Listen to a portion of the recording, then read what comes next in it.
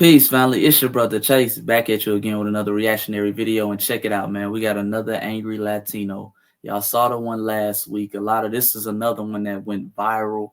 A lot of these Latinos, they're very upset with foundational Black Americans because we're pretty much telling them to hold their own nuts right now. We're not crashing out like we usually do at these protests and talking about this mythological Black brown. So a lot of them are very upset.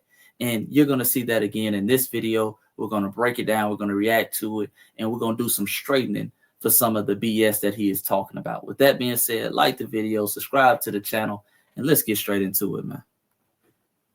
This is for my Black community and, other minority communities. But I need to say this because it's really been bothering me and I really feel like it needs to be said. But there's a small group of young minority men, and I've seen some Black and I've seen some Asian, and of course you're going to see the palm colored ones, right?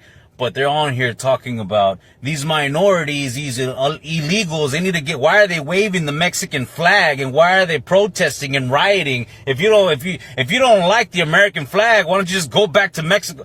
See, there's no deportation without representation. Okay. What? What? There is no deportation without representation. No, family, you got that mixed up. See, if you want representation, you have to come here legally. The people who are being deported, 99% of the people who are being deported, of course, there's always this 1%, they're here illegally.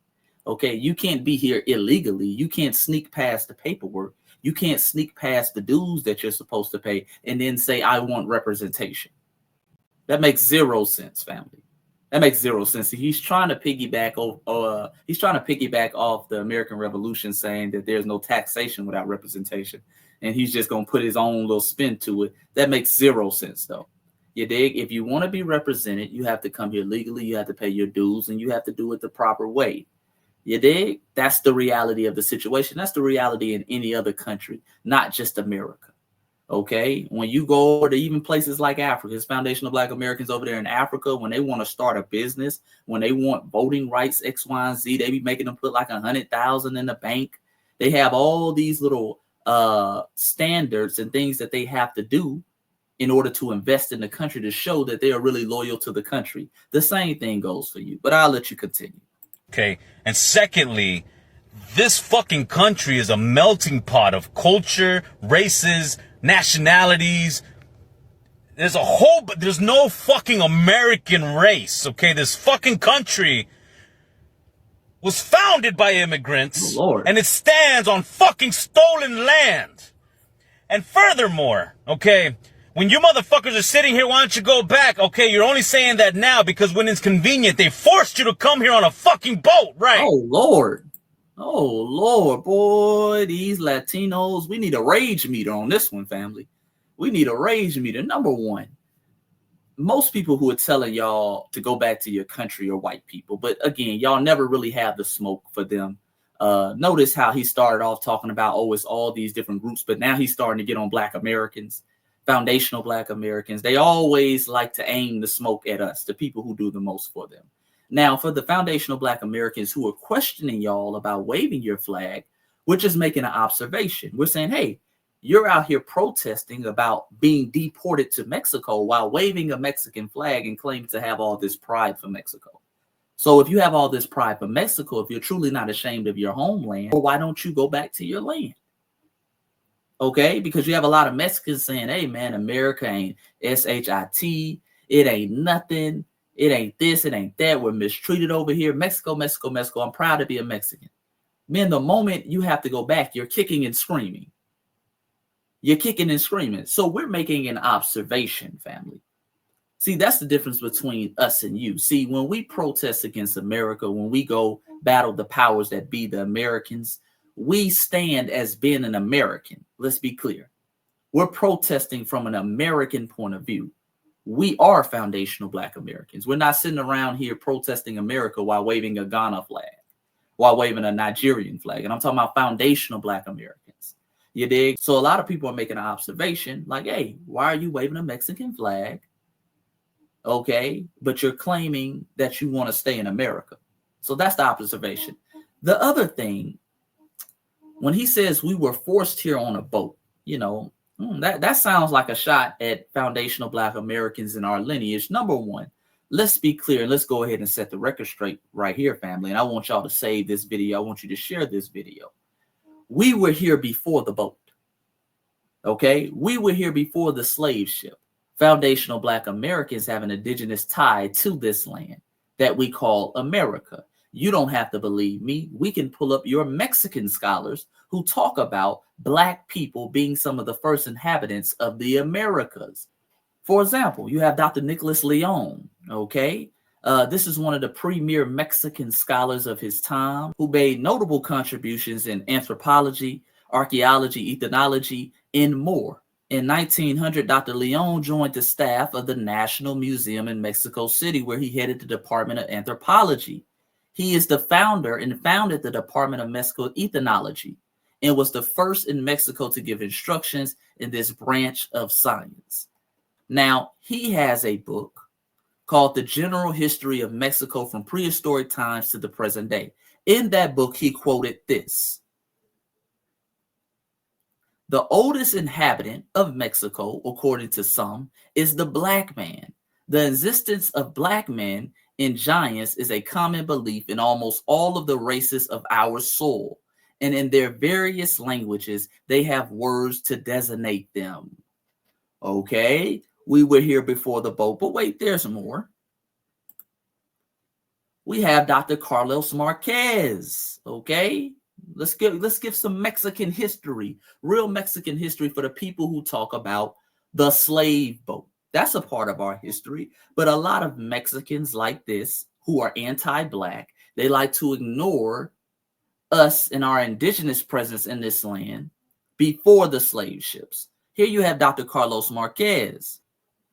Now, he was a Colombian scholar, historian, and more who was widely considered by many of his peers of his time as a multi-genius during the mid and early 19th and 20th century. Historian, scholar, well respected for his time. He wrote a work called Archaeological and Ethnographic Studies, Prehistory and American Travels. In that work, Carlos Marquez said, and I quote, as you can see on the screen, "A large part of America was occupied by an inferior race of the Negro type." Pause. Notice the anti-Black sentiment from a lot of these Latinos, even back then.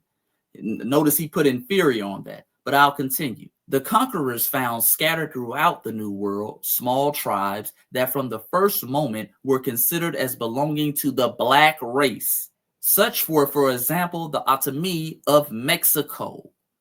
All right? These are your Latino scholars of their time, people who were considered multi-genius, people who started departments of history in Mexico. You dig? And I can go on and on. I'll give you one more, though, because a lot of Mexicans like yourself, when we point out the Olmec heads, and if people don't know the Olmec heads down in Tres Portes, these are giant, colossal 10-foot heads that clearly depict Black people or Black men. The man who discovered it was a man by the name of Jose Miguel Serrano. Okay, Jose Miguel Serrano said this when he discovered it in 1862. "What astonished me was the Ethiopic type which it represents. I reflected that there had undoubtedly been Blacks in this country." You dig? So let's be clear, family. We were here before the ship. Now, let's talk about the ship, because I don't want you to think there's a false equivalence, because they love to compare themselves as immigrants to us coming over the ship. The lineage that came on the ship were not immigrants. Immigrants are people who willingly go to a place. You dig? Those were forced inhabitants who were forced to come here and forced to work. We also didn't immigrate to this country. We also didn't come to a country. The United States did not exist when those people were put on a ship and forced to come here. Let's be clear. Those inhabitants that came at 1526, or another popular date is 1619 on slave ships, there was no place called the United States. It wasn't nothing but grass, brush, and trees and shrubs. You dig? Let's be clear. We built this country from the ground up. You came to a country that was already built. We different. We ain't the same. Okay, so put some respect on our name. Let's continue. It's not to dismiss what you've been through, what your people have been through. Never. I will never dismiss the struggle of the black man. I will always be an advocate for fucking minorities. But your ignorance, your stupidity, your misinformation is misguiding you, my friend. And I'm talking mainly to these young, and it's not their fault entirely because of the society that we're growing up in. Think about it. We've had about 10 to 12 years of being exposed to Trumperism. Oh, Lord, and they love to blame everything on Trump. They love to blame everything on Trump, but most Latinos went out their way to vote for Trump, okay? Now it's Trumperism. There's been so much anti-blackness in the Latino community way before Trump, but let's continue. Okay, so I understand where there's some misguided souls that want to fall into place with a certain fucking group, and hate is what runs them. Okay, but don't forget what the fuck happened back in the fucking day and what they did to you and your ancestors. And think about this. The Underground Railroad led somewhere. Led to fucking Mexico. Because slavery was illegal in fucking Mexico. So when that shit was happening, the Civil War, all that shit, freedom for slaves, the greener grass was in Mexico. And it was Mexicans saying, come, we have shelter, food, we will help you escape the fucking slave masters. Lord. Oh, okay, family. Let's be clear. Number one, yeah, we ain't gonna forget what happened. We ain't gonna forget what happened. Let's set the record straight on this whole Underground Railroad to Mexico. Number one, let's be clear. One of the biggest slave populations in the America was in Mexico. Okay, one of the biggest slave populations in the Americas was in Mexico. Mexico didn't stop enslavement till about 1829. Okay, roughly 30 years before America stopped it. Okay, so how long was the grass greener? 30 years, a 30-year period. Okay, let's be clear. Number two, when he sits up here and acts like Mexicans, it was Mexicans sitting over here with their arms wide open, saying we'll give you food, we'll give you shelter. Let's be clear. The Afro-Mexicans were doing that. It was Vicente Guerrero, who was an Afro-Mexican who abolished slavery in Mexico. And what did the Mexicans who look like you do? You killed him. You assassinated him right after that. Let's be clear. Some of those Mexican slave owners down there assassinated Vicente Guerrero right after that. So let's set the record straight. Number three, when you start talking about these folks that were coming in, roughly about 5,000 to 10,000 foundational Black Americans went over there over a 30-year period.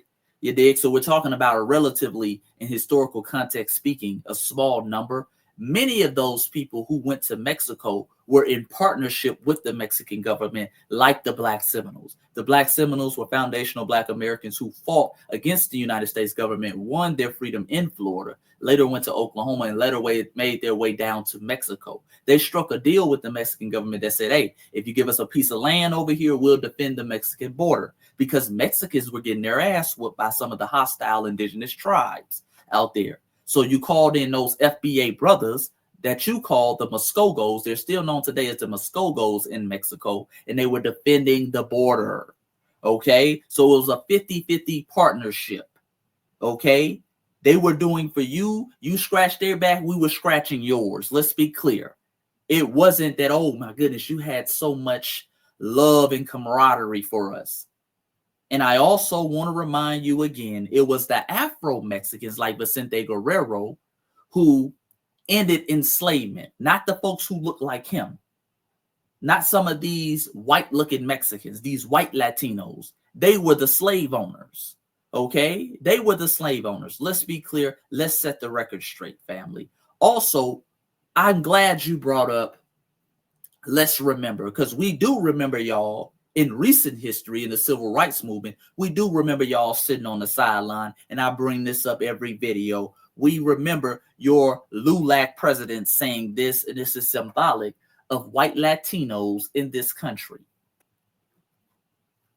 President Felix, or you might know him as Uncle Felix, saying, let the Negro fight his own battles. His problems are not mine. I don't want to ally with him. See, that's what y'all were doing during the civil rights movement.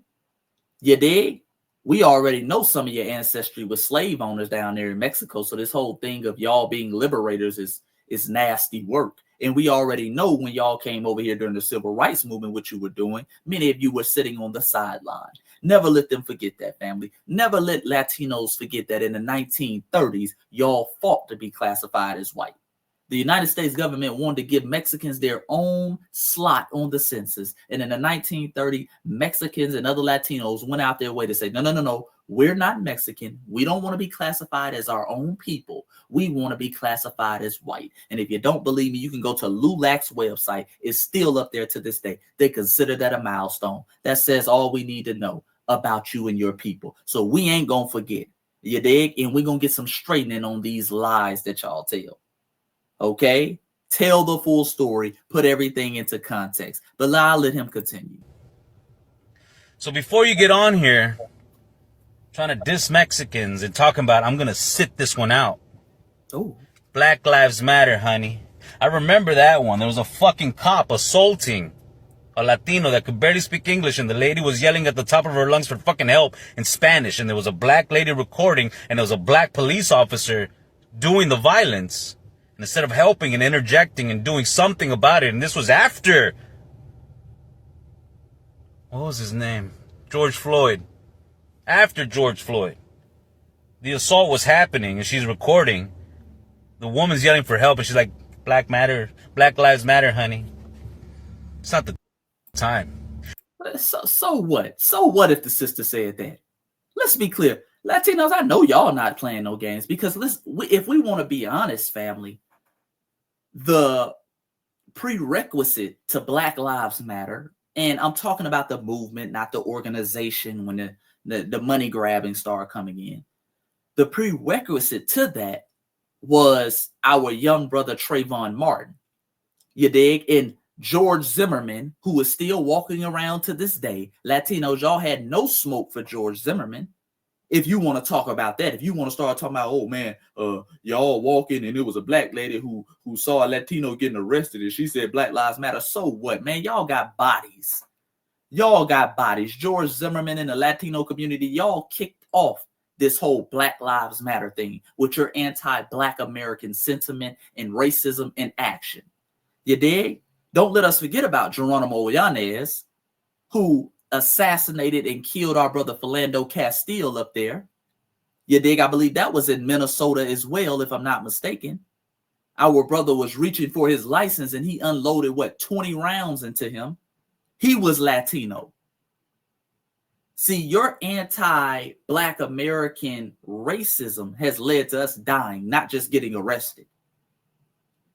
So I know y'all don't want to bring up body for body. Y'all don't want to bring up situations and with police and different things like that, because y'all take the cake. So stay humble. But let's continue. And this is what they want. This is what he wants, what the orange orangutan wants, what fucking MAGA wants. They want division. So while we're in here fighting amongst each other, they're doing whatever the fuck they want. What happened to the Epstein files? We're just going for... Okay, now he's just babbling. And to talk about Foundation Black Americans, let's talk about something else.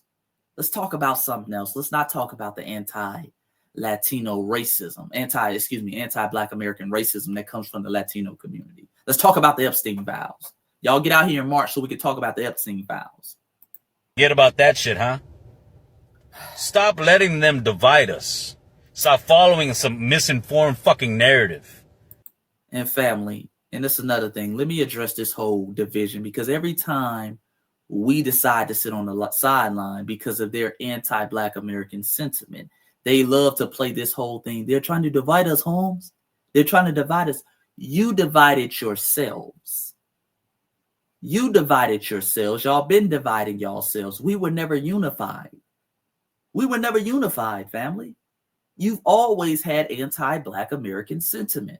So stop it. We're just calling it out and letting it be known. See, the days of you pissing on us and then telling us it's rain, you did. The days of you having all this anti-Black American sentiment within your community, doing all these things and aligning yourself with white supremacy, and then running over here talking about black and brown when it's convenient, that's over with. Okay? We just holding the mirror to y'all face now. We've already been divided. We're just acknowledging it now. Yeah. The Mexican flag is being flown on land that used to be Mexico. Oh, Lord. On the backs of fucking immigrant children that came here for a better fucking life. And you pro-lifers, if you fucking love kids so much, where's your fucking outrage for the shaming. what's happening to children at the fucking border? Inform yourself. Stop this division, because we're stronger together. And before I forget, one of the reasons I do bring up the BLM movement is because when it was happening, during the protests and riots and everything else, and cops kept killing people in the streets, we were out there marching. We were out, the Brown came out and represented. Okay, I know we were out there and drove. Family, and like I said before, y'all were part of the officers who were killing unarmed black people. Y'all was some of the protests. Like I said, the Geronimo Yanezes, y'all were part of that. Miss me with this, you out there protesting. Hell, you're part of it. You weren't calling out them officers by name. Y'all weren't giving us their location. Y'all weren't pressing the Yanezes of the world. Y'all were letting them skate by. You were harboring these anti-black supremacists. Y'all were harboring them. So stop it. Also, during that protest, the 2020 protest with George Floyd, because the 2020 George Floyd protest has turned into the new civil rights marches where everybody claimed they were at it. Let's be clear. The people who were at the protest in 2020, a lot of people were there for a lot of different reasons. Remember, that was COVID. Okay, a lot of people were losing their jobs. People had family members that were dying. A lot of people were anti-government during that time. A lot of people were getting laid off. They couldn't go to work. Okay, let's be clear. And a lot of Latinos, I've been telling y'all this, a lot of Latinos, they come around us when we get some motion going because we have strong moral currency. They understand when we actually protest, it's actually for a just and rightful cause. Okay? And they understand when we win something and when we get benefits, they want to be in that number. So when you go and do research on where a lot of that Black Lives Matter money went, where a lot of these organizations like JP Morgan, like PayPal, they were running around here talking about, hey, man, we're going to give $1 billion to black institutions. They later on came out and said it was minority institutions. They later on came out and said, well, some of these are going to be Latino institutions. That's why they're out there, because they know when foundational Black Americans, when we start stumping, marching, and burning down shit in the streets, they understand that there's some tangibles that come with that. So they want to be in that number, family. They want to be in that number. So they tether on to us in order to get some of those tangibles. We got to be clear about this. Don't be fooled by these folks talking about they were at a Black Lives Matter protest. That means nothing. Just like the same folks who run around here talking about they were marching with Dr. King. Yeah, Biden used to run around saying all these anti-black racists sit up here and talk about how they were marching with Dr. King, and they sit up here and push out nothing but anti-black racism. So stop it. In unity, together, to represent and to help. Okay? But I also bring it up because, remember, they're going after everyone. Almost a year ago, 8 months, whatever it was, Haitians were eating the dogs and eating the cats. And what color are Haitians? Now, they even deported Colby, a guy that's... All right? And let me address that. Because they used to run this little game on us, family, this game where they'll get us to fight for immigrants by pointing out Black immigrants. But that game don't work no more, because as I highlight on this page, a lot of these black immigrants come over here with anti-Black American sentiment as well. They come over here, start talking about we have no culture, we're lazy, we just don't work hard enough, ain't no racism. See, it's too many Myron Gaines out here. It's too many Candace Owenses out here. You dig? Like that Latino governor, she's Jamaican up there in Virginia talking about foundational Black Americans don't deserve reparations. So we're not going for that anymore. You dig? Let them hold their own nuts too. Hell, get them to participate in those protests with you. Call some of the Haitians and the Jamaicans. See, that's not working anymore either. You dig? Because we used to crash out. We'd be like, well, it's Black immigrants out there too. Let's crash out about that. Let's get them their rights too. And then we turn around and get them their rights, and we're all type of lazy. We're all type of avocados. No. We ain't doing that either. But good try. Good try. So when you're over there talking about get them out and all sort of shit, and then ICE turns and looks at you, Trump and MAGA are going to be like, Sir, your people voted for Trump. Your people voted for Trump, not us. Hell, foundational Black American, I'm not a Democrat or a Republican, but majority of foundational Black Americans, according to statistics, didn't vote for Trump. The majority of your people did. So don't try to shame us with, MAGA's going to be looking at y'all. No, keep that same energy for your people. Tell that to your people who voted for him. See, y'all sat up there and you voted for him because you thought you were white. You thought you were accepted into the club of white supremacy. And then when they turned around and said, no, you're not white enough, now you running around here with this whole black-brown unity bullshit. No. Your people voted for him. Hold your own nuts. Pick yourself up. this is what you voted for, dumbass. No, you voted So for be that. aware. Be ready. But family, that's the end of the video, man. I hope y'all enjoy. Make sure you like the video, subscribe to the channel. Thank you for all of my recent subscribers. Y'all came in, y'all made my last video go viral. I greatly appreciate it. Make sure you click that link in the bio as well. Get you some real foundational Black American history. Get the 30 Black Wall Streets the mainstream media never told you about. Click that link in the bio. And if you already got it, make sure you leave a 5-star review on the Amazon page. And until next time, it's your brother Chase. Remember, foundational Black Americans, you are phenomenal people. You are an exceptional people. You dig? And you are a people who they can never stop. Until next time, peace and Black power. I'm out.